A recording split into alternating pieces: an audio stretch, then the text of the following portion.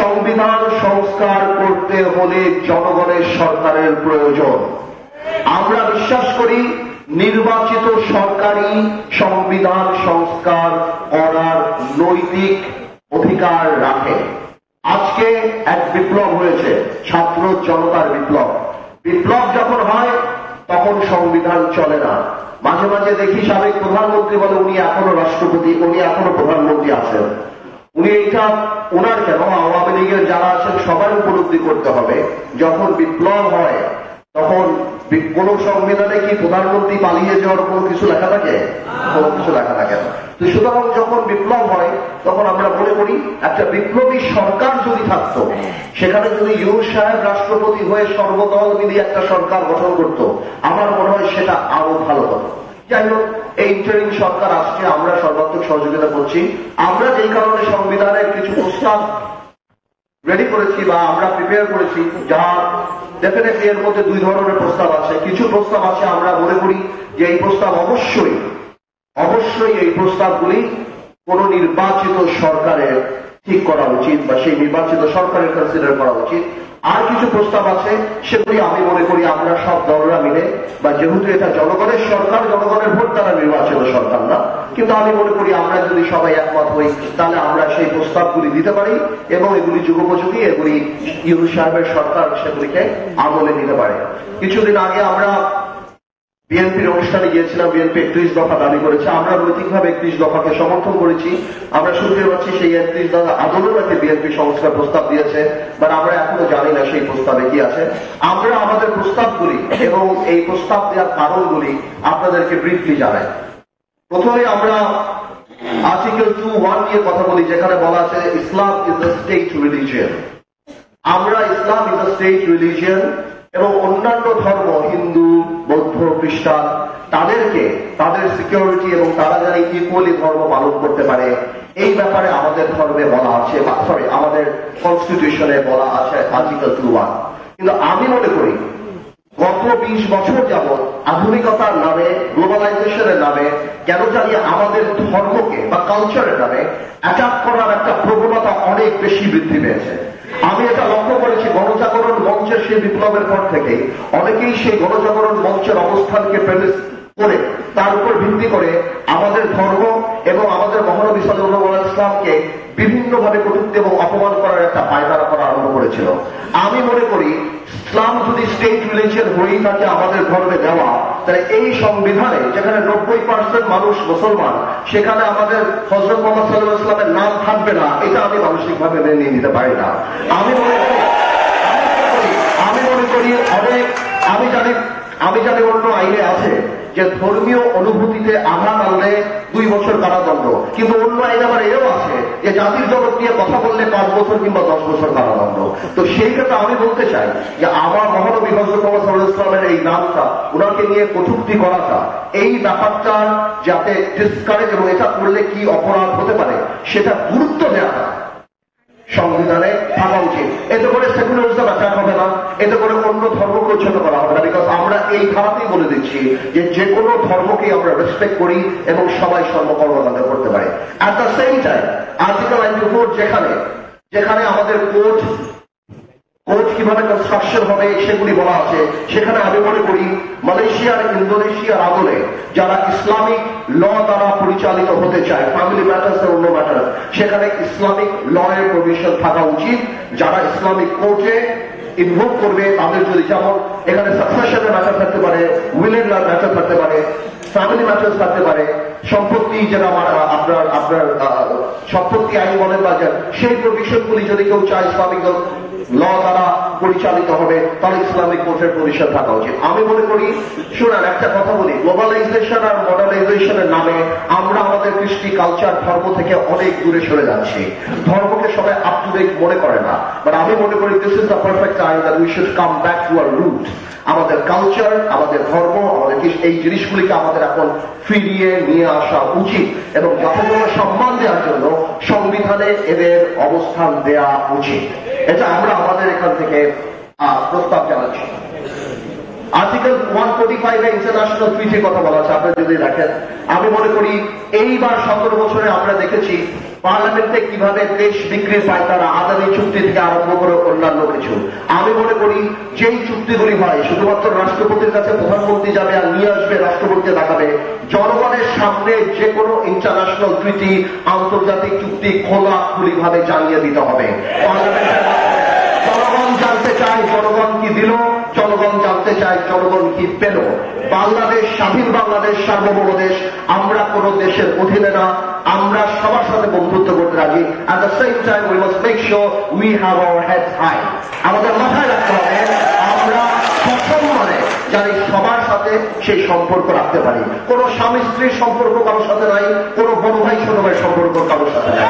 আমরা একইভাবে আমাদের রাইট প্রোটেক্ট করে আমরা আমাদের অবস্থান রাখতে চাই। তো আর্টিকেল 45 ইজ ভেরি ইম্পর্টেন্ট। তত্ত্বাবধায়ক সরকার ব্যাপারটা 15 অ্যামেন্ডমেন্ট এটা কোর্টে চলছে। এটা তো বাংলাদেশে একটা পাগলেরও দাবি তত্ত্বাবধায়ক সরকার হওয়া। বাংলাদেশের মানুষের গাছপাতা, ইট, বালি, পশু পাখি সবাই এটা রিয়েলাইজ করে তত্ত্বাবধায়ক সরকার ছাড়া সুষ্ঠু নির্বাচন সম্ভব না। তত্ত্বাবধায়ক সরকারের দাবি গত 17 বছর ধরে করে আসছি, পার্লামেন্টে করেছি, এখনো বলছি, ভোটাধিকার প্রতিষ্ঠা করতে হলে তত্ত্বাবধায়ক সরকার থাকতে হবে। কারণ ক্ষমতায় গেলে আমরা কেমন পাগলা করা হয়ে যাই, আমাদের অহংকারে মাটিতে পা পড়ে না, আমরা এলোমেলো কথা বলি, রেসিপি থেকে আরম্ভ করে এমন কিছু নাই আমরা দেই না, আমরা সবকিছু বুঝে দেয়। আমি মনে করি আমাদের তত্ত্বাবধায়ক সরকারটা সংবিধানে অবশ্যই ফিরে নেওয়া উচিত। আর্টিকেল 70 নিয়ে আপনারা জানেন, if you are elected, if you are nominated from a certain political party, কোন রাজনৈতিক দল হইতে নমিনেশন পাইবার পরে যদি উহার বিরুদ্ধে ভোট দেন, যেটা আর্টিকেল 70 ফ্লোর ক্রসিং এর ব্যাপারটা, এর মধ্যে ভালো খারাপ অনেক কিছুই আছে। বিকজ বাংলাদেশে কিন্তু এমপি বিক্রির একটা প্রবণতাও আমরা দেখেছি, স্পেশালি এরশাদ সাহেবের সময় আনোয়ার মঞ্জুর এমপি গুলি লাঙ্গল নিয়ে যখন যুদ্ধ হয় সেই সময় কিন্তু আমরা এই জিনিসগুলো দেখেছি। আমি মনে করি আর্টিকেল 70-তে ভোট দেওয়াটা মানা আছে কোন দলীয় সংসদ সদস্যে, কিন্তু দলীয় সংসদ সদস্য তার দলের কোন সিদ্ধান্তর ব্যাপারে বাইরে যে কোনো অবজেকশন দিতে পারে, ইভেন কি পার্লামেন্টও কথা বলতে পারে। তো আমি মনে করি অ্যাব্রাপ্ট সিদ্ধান্ত না নিয়ে এই আর্টিকেল 70 ব্যাপারে আরো অনেক কথা বলার আমাদের সুযোগ আছে। ওকে, তো এটা আমি মনে করি কোন নির্বাচিত সরকারেরই সেটা করা উচিত। আরো কিছু কিছু ব্যাপার আছে, যেমন আর্টিকেল 75 আছে যে সংসদে যারা উপস্থিত থাকে ওই তাদের মধ্যে থেকে মেজরিটি দিয়ে আইন পাস করা হয়। আমার মনে এখন দেখা গেল সংসদে 50 জন আছে বা 100 জন আছে, আমার মনে হয় এটাকে পরিবর্তন করে মিনিমাম 2/3 বা বেশি, বিকজ এখন অনলাইন আছে, যে কোনো আইন পাস করার জন্য পুরো সংসদ সদস্যদের এখানে থাকা, সেখান থেকে মেজরিটিটা না অনেক ইম্পর্টেন্ট।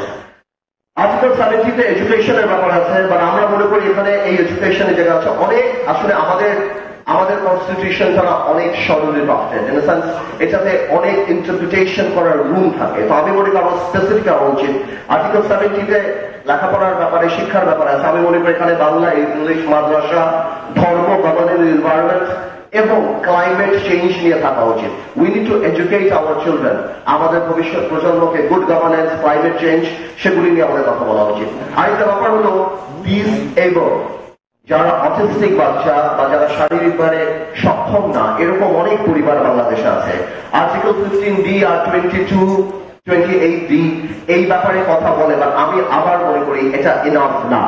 যারা এখানে অটিস্টিক বাচ্চারা যারা আছেন বা যারা স্পেশাল কেয়ার প্রয়োজন, আমি মনে করি ওনাদেরকে রিহ্যাবিলিটেট করার জন্য সংবিধানে আরো ভালো, আরো স্পেসিফিক্যালি কিছু জিনিস থাকা দরকার। এখন আরেকটা ব্যাপার নিয়ে কথা বলবো, যে ব্যাপারটা অত্যন্ত গুরুত্বপূর্ণ। আমি বলি না আমাদের সংবিধান সময় উপযোগী না, রেলিভেন্স না, আজকের দিনের জন্য, আজকের দিনের অনেক প্রবলেমের কথাই আমাদের সংবিধান বলে না। এর মধ্যে সবচেয়ে বড় প্রবলেমটা হলো মাদক নিয়ে কথা বলা। আমাদের সংবিধানের অনুচ্ছেদ 18, 21 আওতায় মাদক নিয়ন্ত্রণ আছে, কিন্তু দ্যাট ইজ নট ইনাফ। আমরা জানি মাদক একটা মহামারী। আজকে যদি বাংলাদেশে 50 লক্ষ মানুষ মাদকে এফেক্টেড হয়ে থাকে, ওনাদের পরিবার সহ প্রায় 1 কোটি, 1.5 কোটি, 2 কোটি মানুষ মাদক এফেক্টেড। It's like cancer. যেই বাড়িতে একটা মাদকাসক্ত ছেলে আছে, তার বাবা মা, আত্মীয় স্বজন সবাই 24 ঘন্টা এটা থাকে। আমি মনে করি মাদকটাকে একটা national trauma, national emergency declare করে দিয়ে আমার মনে হয় সংবিধানে এই ব্যাপারে আরো জোরালো কথা থাকা উচিত। মাদকাসক্ত না হওয়াটা মাদক থেকে মুক্তি পাওয়াটা, মাদকে এডুকেশন করাটা, এই জিনিসটা মৌলিক অধিকারের মধ্যে দিয়ে দেওয়া উচিত।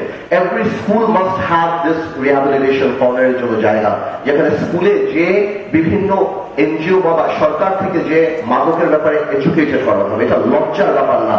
এই ধরনের মাদক যদি থাকে, এর বিরুদ্ধে যদি আমরা জিহাদ ঘোষণা না করি, যুদ্ধ ঘোষণা না করি, এবং মাদক কারবারি, চোরা কারবারি তো বলা, এখানে তো বলতেই হয়। এই যে আমাদের গত সরকার বাংলাদেশের সবচেয়ে বড় পাবলো এসকোবার, বাংলাদেশের সবচেয়ে বড় ড্রাগ লর্ড, ইয়াবাবদিকে কয়বার এমপি বানালো। এই ইয়াবাবদি ওবায়দুল কাদের থেকে আরম্ভ করে আওয়ামী লীগের বড় বড় নেতাদের পেরোলে রেখে দিত। এবং এই ইয়াবাবদি নিয়ে যখন এত ইনভেস্টিগেশন হলো সরকারের যে ইয়াবাবদিকে বাদ দিতে হবে, ইয়াবাবদিকে বাদ দেওয়া হলো, কিন্তু সে যাতে আরো ভালোভাবে ব্যবসা করতে পারে এই জন্য তার বউরে নমিনেশন দিয়ে দেওয়া হলো। বলেন এটা কোনো কথা? আমাদের দেশটা নিয়ে মানে এত খারাপ মানুষকে প্রমোট করে আজকে সারা বাংলাদেশে বিড়ি সিগারেটের মতো আপনার সারা বাংলাদেশের কোনায় কোনায় ইয়াবা বিভিন্ন ধরনের মাদক বিক্রি করে। তো একটা চক্র জেনে শুনে আমাদের একটা জেনারেশনকে ধ্বংস করার পায়তারা করেছিল। আমি মনে করি আজকের সংবিধান আজকের মতো হতে হলে, আজকের মানুষের কথা বলতে হলে, আজকের প্রবলেমের কথা, আজকের দুর্দশার কথা বলতে হলে আমি মনে করি মাদক নিয়ে আমাদের সংবিধানে ভালোভাবে থাকতে হবে। এবং প্রয়োজনে অনেক দেশে আছে ক্যাপিটাল পানিশমেন্ট দিয়ে দেয় তারা মাদকের জন্য, চোরা কারবারির জন্য। চোরা কারবারি, মাদক চোরা কারবারি, মাদক ডিল যারা করে তাদেরকে জাতীয় শত্রু হিসেবে তাদেরকে ধরা হয়। আমি মনে করি এটা অত্যন্ত গুরুত্বপূর্ণ। আরেকটা জিনিসও খুব ইম্পর্টেন্ট, সেটা আমরা এইবার ভালো করে দেখলাম। আগে তো আমরা কোনোদিন শুনিনি, আমরা জানতাম না, হয়তো জানলাম না। একটা দল, একটা রাজনৈতিক দল, জনগণের দল, তারা ক্ষমতায় থাকার জন্য কত হাজার মানুষকে হত্যা করল। আমি এখনো বিশ্বাস করি যে আওয়ামী লীগের নৈতিকভাবে রাজনীতি করার কোন অধিকার নাই। এই পর্যন্ত আওয়ামী লীগ অনুশোচনা না করে এবং আওয়ামী লীগ ক্ষমা না চায় এবং বিচার না করে। আমি চিন্তা করে দেখলাম, কয়েকদিন আগে আমি দেখলাম যে বিএনপি চায় আওয়ামী লীগকে নির্বাচনে আসার জন্য। আমি বুঝতে পারি রাজনীতিবিদ হিসাবে যে বিএনপি চেতেই পারে আওয়ামী লীগকে নির্বাচনে আসার জন্য, নাহলে আওয়ামী লীগ পরে বলতে থাকবে যে আমাদেরকে নির্বাচনকে বাদ দেওয়া হয়েছে, এই নির্বাচনের গ্রহণযোগ্যতা নাই, এই নির্বাচন আমরা করলে আমরা জিতে যেতাম। কিন্তু আমি একটা কথা পরিষ্কার করে বলে দিতে চাই, বিএনপি বলুক, শব্দ বলুক, ইউনুস সব বলুক, গ্রাউন্ড রিয়ালিটি কিন্তু ডিফারেন্ট। যেখানে আমার ভাইদের যেই ডিস্ট্রিক্টে, যেই গ্রামে 15 তারিখ 5 অগস্টে বা এই 17 বছরের রক্ত ছড়েছে, আমার ভাইদের লাশ গিয়েছে, ওইসব জায়গায় আওয়ামী লীগের ক্যান্ডিডেটেরা যা ভোট চাওয়ার মুখ রাখে না, তাদেরকে কেউ ভোট যেতে দিবে না। গ্রাউন্ড রিয়ালিটি পর্যন্ত আওয়ামী লীগকে বাংলাদেশের মানুষরা ঘর থেকে বের হতে দিবে না রাজনীতি করার জন্য, যদি অনুশোচনা না থাকে, যদি তারা মানুষের কাছে ক্ষমা না চায়। কিন্তু ইদানিং কয়েকটা বক্তব্যে দেখলাম ক্ষমা তো দূরের কথা। আরেকটা কথা আমি জিজ্ঞেস করতে চাই আওয়ামী লীগের, মানে পলায়িত আওয়ামী লীগ, হয়তো লোকাল আওয়ামী লীগটা জিজ্ঞেস করতে হবে, যারা পালায় আছে তাদেরকে জিজ্ঞেস করতে হবে। আমি জিজ্ঞেস করতে চাই, আপনারা ইউনুস সরকারকে গালি দিচ্ছেন, আপনারা বলছেন এই হত্যা ইউনুস সরকার করেছে, আপনারা বলছেন আমরা অবৈধ, এই সরকার অবৈধ, তাহলে আপনারা এই অবৈধ সরকারের অধীনে কিভাবে নির্বাচনে অংশগ্রহণ করবেন? তাহলে আপনাদের মেনে নিতে হবে। তো আমি মনে করি যে বিএনপি হয়তো ছাড় দিতে চায় আওয়ামী লীগকে নির্বাচনে আসুক, বা নৈতিকভাবে আমি মনে করি না আওয়ামী লীগের নির্বাচন করার কোন সুযোগ আছে। এবং আওয়ামী লীগের মতো দলকে, যারা গণহত্যায় বিশ্বাস করে, যাদের কোনো রাজনৈতিক অস্তিত্ব নাই, যারা ক্ষমতায় যাওয়ার জন্য সবকিছু করতে রাজি, সেই ধরনের দলকে বাতিল নিষিদ্ধ করার জন্য আমি মনে করি সংবিধানের প্রভিশন থাকা উচিত। এটা আমার কথা না, জার্মানি কনস্টিটিউশন আর্টিকেল 21 এটা আছে, that if a political party loses its integrity, its character, বাংলাদেশে যদি যে রাজনৈতিক দলের ক্যারেক্টারিস্টিক হারিয়ে ফেলবে, যে রাজনৈতিক দল গণহত্যায় চলে যাবে, মানুষ হত্যায় চলে যাবে, এবং রাজনৈতিক দল যারা মানুষের কথা বলবে কিন্তু কথা না বলে যেখানে মানুষকে হত্যা করবে, আমি মনে করি এই ধরনের রাজনৈতিক দলকে নিষিদ্ধ করেন না করেন পড়বে, কিন্তু নিষিদ্ধ করার প্রভিশন সংবিধানে রাখতে হবে। না হলে সামনেও আবার এই ধরনের রাজনৈতিক দল সামনে চলে আসবে। আমি আরেকটা প্রস্তাব দিতে চাই, সেই প্রস্তাবটা আপনারা দেখেছেন বাংলাদেশের ইতিহাসে যেই পরিমাণ চুরি এই সরকার করেছে, বাংলাদেশের ইতিহাসে সেই পরিমাণ ডাকাতি চুরি আমরা আগে কখনো দেখিনি। এই চুরি হওয়াতে বাংলাদেশে আমাদের কাছে আমরা শুধুমাত্র লজ্জিত না, সত্যি কথা বলতে বিদেশের মাটিতেও বাংলাদেশের কিন্তু যথেষ্ট সুনাম ক্ষুণ্ণ হয়েছে। আল জাজিরাতে যখন দেখি যে জাভেদ সাহেবের মতো একজন বলতে, না সাহেব মানে জাভেদের মতো একজন বলতে, উনি 300 বাড়ি লন্ডনে করে আবার 350 বাড়ি দুবাইতে করে, তখন আন্তর্জাতিক ভাবে বাংলাদেশের ভাবমূর্তি নষ্ট হয়। তো আমি মনে করি অর্থনৈতিক রাষ্ট্রদ্রোহিতা আইন এই দেশে এখন পাশ করা উচিত। যাদের দুর্নীতি কর্মকাণ্ডের জন্য বিদেশের মাটিতে বাংলাদেশের সম্মান হেয় হয়, বাংলাদেশের মানুষ ছোট হয়, বিদেশিরা যেখানে বাংলাদেশে ইনভেস্টমেন্ট করার আগে দ্য স্কেল অফ করাপশন যখন দেখে বাংলাদেশের মাটিতে, এবং তারা এই কারণে বাংলাদেশে ইনভেস্ট করতে চায় না, আমি মনে করি এই ধরনের অপরাধীরা কোন নর্মাল চোর না, এরা স্পেশাল চোর, এদের জন্য স্পেশাল আইন থাকা উচিত এবং এদেরকে অর্থনৈতিক রাষ্ট্রদ্রোহী হিসাবে এদেরকে সেই রকম পানিশমেন্ট দেওয়া উচিত। শুধুমাত্র বিদেশের মাঠে না, দেখেন কিছু চুরি আছে, আপনি ব্যাট চুরি করছেন ট্যাক্স করিয়ে, কিন্তু কিছু চুরি আছে when you steal the heart of the people। যেমন আপনি ইলেকট্রিসিটি ক্ষেত্রে যখন চুরি করেন, আজকে আজিজ খান বাংলাদেশি টাকা নিয়ে যে সিঙ্গাপুরে বিলিয়নিয়ার হয়ে গেছে, আজকে এস আলম দাবি করছে উনি সিঙ্গাপুরে না বলি, তার মানে বাংলাদেশের 10 লক্ষ কোটি টাকা এতদিন চুরি করছো, ওই সময় তুমি বাংলাদেশি নাগরিক ছিল, আজকে যখন আমরা কিছু করছি এখন তুমি সিঙ্গাপুরে নাগরিক করেছ। এরা রাষ্ট্রদ্রোহী, এদেরকে একাধিকবার ফাঁসি দেওয়া দরকার, কারণ এরা রাষ্ট্রের সিস্টেম নষ্ট করছে। এই যে দরবেশ 30 লক্ষ মানুষকে শেয়ার মার্কেটে বাংলাদেশের মিডল ক্লাস ইকোনমি ধ্বংস করে দিয়েছিল। তা আমি মনে করি অর্থনৈতিক রাষ্ট্রদ্রোহিতা আইন অবশ্যই থাকা উচিত সংবিধানে, যাতে করে এরা বুঝে যে আগামীতে এদের রাষ্ট্রদ্রোহিতার জন্য এদের বিচার বাংলাদেশের মাটিতে হতে পারে।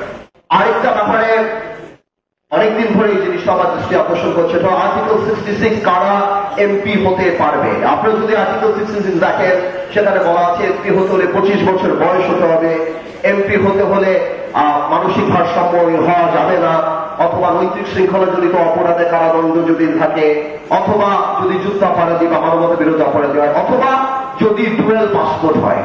এই ব্যাপারে আমার একটা অবজেকশন আছে। আমি মনে করি আজকের দিনে এই সংবিধান যেদিন লেখা হয়েছিল তখন আমরা 25-30 বিলিয়ন ডলার আমি রেমিটেন্স আমার বাইরের যোদ্ধাদের কাছ থেকে পেতাম না, আমার প্রবাসী ভাইদের কাছ থেকে পেতাম না।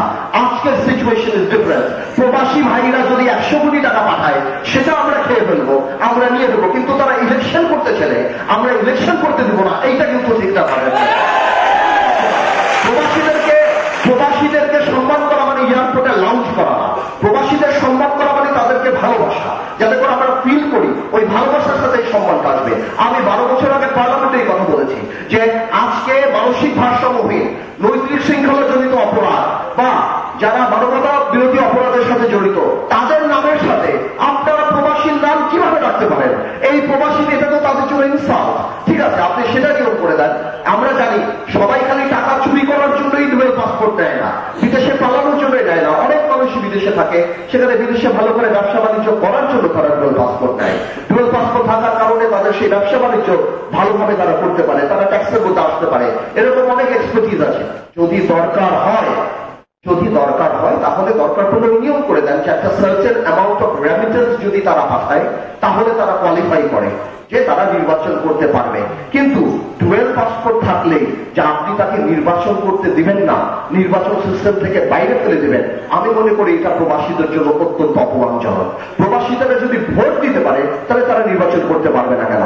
আমি অবশ্যই চাচ্ছি যে আমি আজকে যে প্রস্তাব দেব এর মধ্যে 3টা প্রস্তাবও যদি আপনি রাখেন, এই প্রস্তাবটা আপনাদের রাখতে হবে, কারণ এই প্রবাসীরাই কিন্তু বাংলাদেশের হৃদয়ের স্পন্দনের কাজ করে।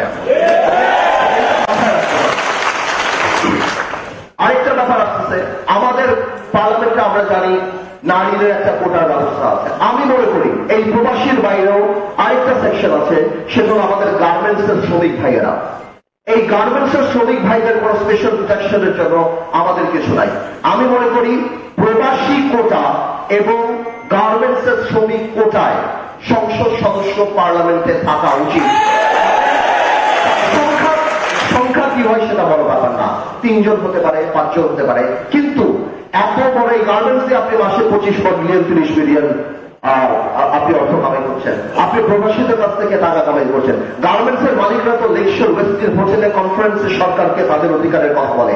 আমার শ্রমিক ভাইদের তো রাজপথ ছাড়া কোনো উপায় নেই, তারা তো রেডিসনও যেতে পারে না, লেকশোরও যেতে পারে না, তাদেরকে আপনি রাস্তায় নামান, আর রাস্তায় নামার পর পুলিশ তাদেরকে পেটায়। তো আমার কথা হলো তাদের অধিকারের কথা বলার জন্য পার্লামেন্টে যদি 3টা মানুষ থাকে, 2টা মানুষ থাকে বা তাদের অধিকার নিয়ে কথা বলে প্রবাসী এবং শ্রমিকদের নিয়ে, আমি মনে করি যত জনসম্পৃক্ত করা যায়। ভাই আমাদের উপলব্ধি করতে হবে গত 50 বছরে আমরা রাজনীতিবিদরা মানুষ থেকে দূরে সরে গিয়েছি। রাজনীতির কথা শুনলে মানুষ দূরে সরে যেত।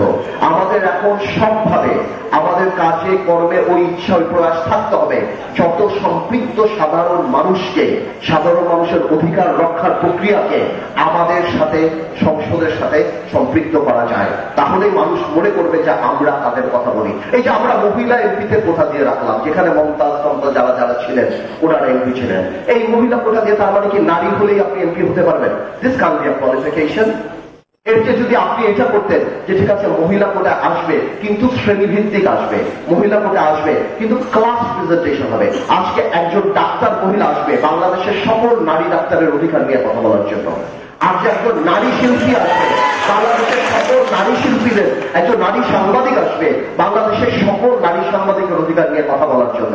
একজন নারী গার্মেন্টস কর্মী আসবে, একজন নারী ব্যবসায়ী আসবে, একজন নারী ইঞ্জিনিয়ার আসবে। তাহলে আপনি কি করলেন? আপনি জামাইকে নমিনেশন দিতে পারছেন না, বউরে নমিনেশন দিয়ে দিলেন। আপনি একে নমিনেশন, কে কবে আপনাকে পান খাইয়েছে, কে কবে আপনার গাড়ির দরজা খুলে দিয়েছে, কে কবে মিছিলে আপনার জন্য গাড়ি থেকে। This can be a qualification to become a member of parliament. এই কারণে কি নারী কোটা দেওয়া হয়েছে যে আমার যাকে ভালো লাগে, কে আমাকে, কে আমার পাশে বসে, কে আমাকে উঠে নিয়ে যায়, কে মিছিল করে। আমি মনে করি 30 জন নারী যদি আমরা প্রপারলি ইউজ করি, এর মানে 30টা ইনস্টিটিউশনকে আমরা অ্যাকোমোডেট করছি বাংলাদেশ পার্লামেন্টে। আপনার ডিফারেন্ট জিনিস করতে হবে না, আপনি সরকারকে আমি বলবো আপনি ডিফারেন্ট ওয়েতে করেন। এই সংবিধানে এরকম অনেক কিছুই আছে যেটাকে আপনি যদি ভালো করে করতে পারেন অবশ্যই এটা জনগণের ইচ্ছা প্রতিফলিত হবে। তো আমি মনে করি এই যে কোটা যদি দিতেই হয় গার্মেন্টস এর কোটা দেন, কোটা যদি দিতেই হয় প্রবাসী কোটা দেন, কোটা যদি দিতেই হয় নারীদের কোটা দেন, যাতে এই নারীদের কোটা দিয়ে সাধারণ নারীরা মনে করবে যে we are being represented at the parliament. আমি মনে করি এটা অনেক। আরেকটা জিনিস নিয়ে আমার কথা বলতে হবে, এই জিনিসটা অত্যন্ত ইম্পর্টেন্ট। আমি লক্ষ্য করছি আপনারা এটা আবার চিন্তা করে না যে পার্থ ভাই আপনি সোশ্যালিজম স্টাইলে যাচ্ছেন বা এটা। আমি আসলে চিন্তা চেতনায় অত্যন্ত গণতান্ত্রিক, পুঁজিবাদী, আমার ভালো লাগে, খারাপ পছন্দ না, কিন্তু যেখানে আমি ঠকি সেখানে আমি সমাজতন্ত্রের জন্য একটু আমার দরকার। এই যে বড় বড় কোম্পানি, গ্রামীণ ফোন, এই ফোন সেই ফোন, এরা যে প্রতি বছর 12,000 15,000 কোটি টাকা আমার দেশ থেকে নিয়ে যায়, প্রফিট করেই নিয়ে যায়। কই এরা তো একটা হাসপাতাল বাংলাদেশে করে না। দেশের পক্ষে দাঁড়ানো, আপনি ইনকাম ট্যাক্স দেবেন, আপনি অ্যাডভার্টিজমেন্ট বানান আমার আবেগকে দিয়ে। 21শে ফেব্রুয়ারিতে আপনি অ্যাড বানান, 16ই ডিসেম্বর আপনি অ্যাড বানান, মা দিবসে আপনি অ্যাড বানান। এমন কোন আমার আবেগ নাই যাকে ছুঁয়ে আপনি অ্যাড বানান না। কিন্তু আমার যখন ন্যাশনাল ক্রাইসিস হয়, আমার যখন কোভিড হয়, আমার যখন বন্যা হয়, তখন আপনি কই থাকেন? আমি তো আপনাকে দেখি না। আমি পরিষ্কার করে বলে দিতে চাই, আধুনিক ইস্ট ইন্ডিয়া কোম্পানি আমরা বাংলাদেশে চাই। আপনারা বিদেশ থেকে আসেন, আপনারা ব্যবসা করেন, we don't mind, it's open country, it's open market, you can come and do business there. কিন্তু আমাদের সংবিধানে এই CSR প্রভিশন থাকা উচিত। বিদেশি কোম্পানি যারা বাংলাদেশে এসে কোটি কোটি টাকা, হাজার হাজার কোটি টাকা নিয়ে যায়, একটা পার্সেন্টেজ, যে পার্সেন্টেজ হোক, 2%, 3%, 5%, গ্রামীণ 10,000 কোটি টাকা নিয়ে যায়, সেটা 5% হলো 500 কোটি টাকা গ্রামীণের প্রতি বছর বাংলাদেশে ইনভেস্ট করতে হবে। হাসপাতাল বানান, স্কুল বানান, অটিস্টিক বাচ্চাদের জন্য কিছু বানান, করেন না, আপনারা বানাতে থাকেন না। কিন্তু এই প্রভিশন থাকতে হবে যে আপনারা শুধু হাজার হাজার কোটি টাকা নিয়ে যাবেন ব্যবসার নাম করে, আর আমার দেশে কোনো কর্পোরেট সোশ্যাল রেসপন্সিবিলিটি থাকবে না। তার মানে আমরা এটা মানব না। আমি চাই সংবিধানে এটা থাকবে এবং আপনারা বড় কোম্পানি ব্যবসা করেন, ব্যবসা করে টাকা নিয়ে যান বিদেশে, অসুবিধা নাই, কিন্তু ওই টাকা যে নিয়ে যান কমপক্ষে রাবার ব্যান্ডগুলি আমাদের দেশে রেখে যান, কমপক্ষে আমরা যেন উপকৃত হই। গ্রামের মিডিয়ার ভাইদের অনেক টাকা অ্যাড দেয়, আমি বিশ্বাস করি আমার এই গ্রামের এই ব্যাপারটা মিডিয়ার ভাইরা বড় করে দিবে। আমার এমন যাতে না হয় আমার মিডিয়ার ভাইরা এই পার্থক্য কেটেই দিল। আমি চাই এই জিনিসটা জানি বাংলাদেশের মানুষ উপলব্ধি করে এবং এই জিনিসটা জানি গ্রামীণ ফোন উপলব্ধি করে। শুধু গ্রামীণ বলে ঠিক হবে না, আরো কোম্পানি আছে, বিটিসি আছে, আরো অনেক আছে। গ্রামীণ কিন্তু অনেক বড় কোম্পানি, আমি সেই ব্যাপারে কথা বললাম। আরেকটা ব্যাপার অত্যন্ত গুরুত্বপূর্ণ, সেটা হলো সংসদ সদস্যের দায়িত্ব। আমাদের দায়িত্ব সংবিধানের কোথাও নেই আমাদের দায়িত্ব কি। দায়িত্ব নাই বলেই তো সংসদ সদস্যরা গম, জিআর, টিআর এগুলি চুরি করে আজকে হাজার হাজার কোটি টাকার মালিক হচ্ছে। কোন দায়িত্ব বোধ বা দায়িত্বের কোন জিনিস, কোন ডিউটি আর রেসপন্সিবিলিটিস সংবিধানে আমাদের বা এমপিদের ব্যাপারে কিছু নাই। আমরা মনে করি আজকে দেখি, আচ্ছা একটা এমপি তো মন্ত্রী না, ও হাজার কোটি টাকা কামানো কিভাবে? ওর এলাকায় এলজিডি ও খাবে, ওর এলাকায় রোডস ও খাবে, ওর এলাকায় এমন কোনো কিছু নাই। মসজিদের চেয়ারম্যান, মাদ্রাসার চেয়ারম্যান, স্কুল, আচ্ছা কেন সংসদ সদস্য স্কুলের চেয়ারম্যান হবে? ও স্কুলে গিয়ে কেন কিছু যাচ্ছে? লোকাল স্কুলে একজন জমি দিয়েছে, আরেকজন থাকবে যারা তার সভাপতি হতে হবে, কারণ সভাপতি হলে যে চাকরি দিয়ে তাদের যেতে পারবে। আমার মনে হয় আমাদের সংবিধানে right and duties of the member of parliament এগুলি পরিষ্কার ভাবে থাকা উচিত, যাতে আমরা যদি ভবিষ্যতে ইনশাআল্লাহ কোনদিন পার্লামেন্টে যাই আমরা বুঝতে পারবো যে আমাদের দায়িত্বটা কি, এবং আমরা যদি ওই দায়িত্বের বাইরে কখনো কাজ করতে চাই অন্যান্য প্রশাসনের লোক আমাদের থামাতে পারবে সংবিধানের দিকে তাকিয়ে যে আপনার দায়িত্ব এটা না। তো আমি মনে করি যেহেতু এমপিরা প্রচন্ড ভাবে ইউজ করেছে গত 30 বছরে, আমি মনে করি সংবিধানে এই প্রভিশনটা থাকা উচিত। আমাদের সংবিধানে আরেকটা প্রভিশন আছে, এটা খুব জেনারেলি বলা হয়, সেটা হলো ধর্ম, বর্ণ এই ব্যাপারে বৈষম্য করা যাবে না। ধর্ম, বর্ণ বা কাস্ট, সেক্স, রিলিজিয়ন এইসব ব্যাপারে করা যাবে না। কিন্তু জানেন খুব কষ্টের ব্যাপার, বাংলাদেশে সবচেয়ে বেশি বৈষম্য হয় রাজনৈতিক পরিচয়ের কারণে। গত 17 বছর ম্যাক্সিমাম মানুষ চাকরি পায় নাই তার বাপ, চাচা, বিএনপি করার জন্য। আমার মনে হয় সংবিধানে রাজনৈতিক পরিচয়, পলিটিক্যাল আইডেন্টিটির ব্যাপারটা ইনক্লুড করা সবচেয়ে ইম্পর্টেন্ট, যে পলিটিক্যাল আইডেন্টিটির ব্যাপারে কোন ধরনের কোন ডিসক্রিমিনেশন করা যাবে না, on basis of political identity. আমি মনে করি সংবিধান এই জিনিসটা থাকা।